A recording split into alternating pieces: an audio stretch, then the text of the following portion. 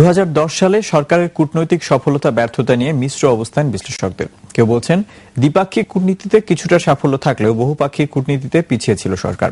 শ্রমবাজার আর জ্বালানি বিষয়ে সরকার একেবারেই ব্যর্থ বলে মত দিয়েছেন তারা।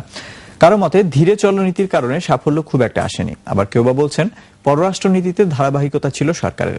বিশেষজ্ঞদের মতামত নিয়ে রিপোর্ট করছেন স্বপ্না গুলশান। প্রধানমন্ত্রীর ভারত, চীন, জাপান, কোরিয়া আর ভুটান সফর 2010 সালের দ্বিপাক্ষিক কূটনীতির বড় সাফল্য এমন মত দিয়ে কূটনীতি বিশেষজ্ঞরা বলছেন ভূ রাজনৈতিক অবস্থানের প্রেক্ষাপটে অনেকটাই সফল সরকার। উনি প্রথম গেলেন ভুটানে, তারপর উনি গেলেন চীনে। তখন যেটা জয়েন্ট কমিউনিকে যেটা বেরোলো তাতে ছিল যে ভারত, বাংলাদেশ, মিয়ানমার এবং চীন, এটা একটা কোয়াড্রিলেটারাল, এই চারটি দেশকে নিয়ে একটা উন্নয়ন অঞ্চল সৃষ্টি করার প্রচেষ্টা রইবে। অনেক জিনিস যেগুলো চেষ্টা শুরু হয়েছিল গত বছরে সেগুলো সম্পূর্ণ এখনো হয়নি। যেরকম ভারতের সাথে আমাদের ট্রানজিটের ব্যাপারটা, কমিউনিকেশন কানেক্টিভিটির ব্যাপারটা এখনো একটু বিতর্কে রয়ে গেছে। তবে দ্বিপাক্ষিক কূটনীতিতে সরকার পুরোপুরি সফল তা মানতে নারাজ আরেক কূটনীতিক বিশ্লেষক।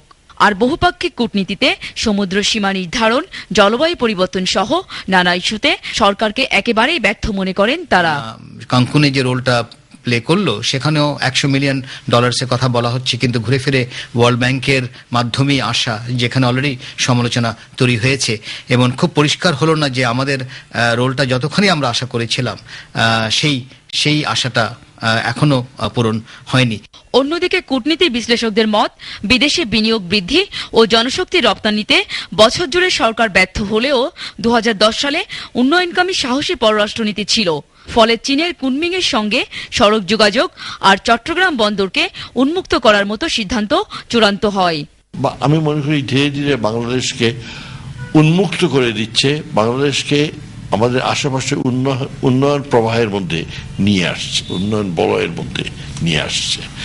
এবং এটা আমি মনে করি পররাষ্ট্রনীতির ক্ষেত্রে এটুকু আমি বলবো যে গত বছরটা এই সরকারের জন্য একটা সার্থক বছর ছিল। আমি মনে করি যে মালয়েশিয়ার সঙ্গে দ্বিপাক্ষিক সম্পর্কে বিনিয়োগের ব্যাপারে এবং ব্যবসার ক্ষেত্রে হয়তো আমাদের আরেকটু সজাগ হওয়া উচিত, এবং আমাদের যদি যে সকল দেশে আমাদের লোক পাঠানোর প্রয়োজনীয়তা আছে, আমরা মনে করি কি সম্ভাবনা আছে, তাদেরকে একটু প্রায়োরিটি দেওয়া উচিত।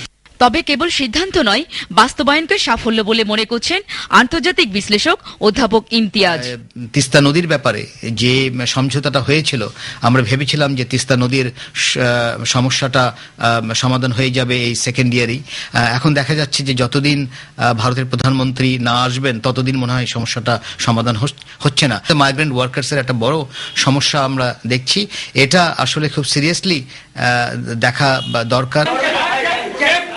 কূটনীতিক সাফল্য ব্যর্থতা নিয়ে ভিন্ন মত থাকলেও সন্ত্রাস ও জঙ্গিবাদ দমনে বাংলাদেশের ভূমিকা ছিল চোখে পড়ার মতো, এমনটাই মনে করছেন কূটনীতিক বিশেষজ্ঞরা। স্বপ্না গুলশান, 21 টেলিভিশন।